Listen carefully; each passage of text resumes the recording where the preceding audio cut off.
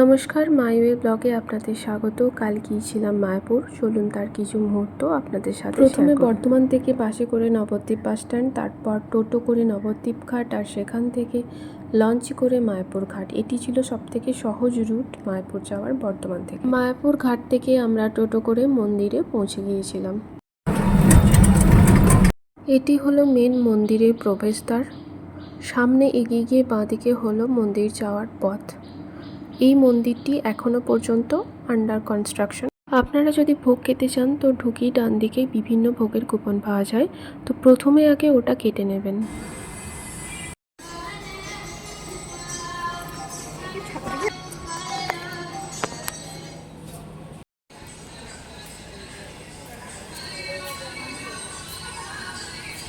এই নির্দেশিকা যদি আপনারা দেখে চলেন তাহলে আশা করি কোনো রকম সমস্যার সম্মুখীন আপনাদের হতে হবে না।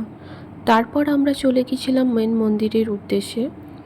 সেটি ঢুকে বাঁ দিকে পড়বে, কিন্তু কোনো রকম ছবি আপনাদের সাথে আমি শেয়ার করতে পারলাম না, কারণ ওখানে ফোন অ্যালাউ করে না।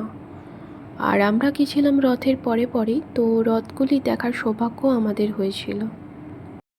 এটি হলো এখানকার একটি ওয়েল ডেকোরেটেড রেস্টুরেন্ট।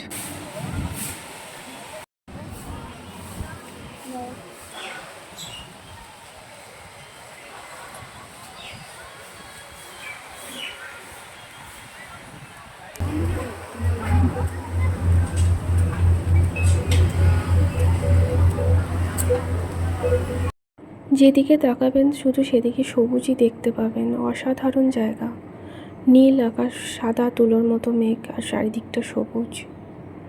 এই রাস্তাটা দিয়ে চলে যাওয়া হয় গোশালা। খুব সুন্দর লাগছিল এই জায়গাটি থেকে মন্দিরটিকে দেখতে।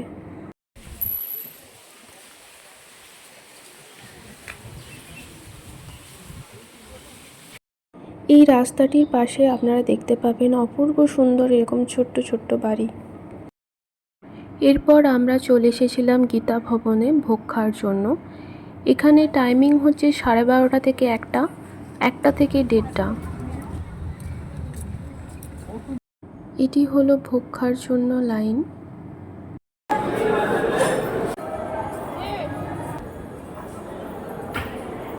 আমাদের ভোগে ছিল বেগনি, ভাত, সবজি, ডাল, পনির, রুটি, পায়েস। সব ভোগ দেখানো সম্ভব হয়নি, কারণ এটো হয়ে যাওয়ার পরে ভোগ না দেখানোই ভালো। আজ এই পর্যন্তই। ভালো থাকবেন, পাশে থাকবেন। পরে আবার নতুন ব্লগ নিয়ে দেখা হবে আপনাদের সাথে।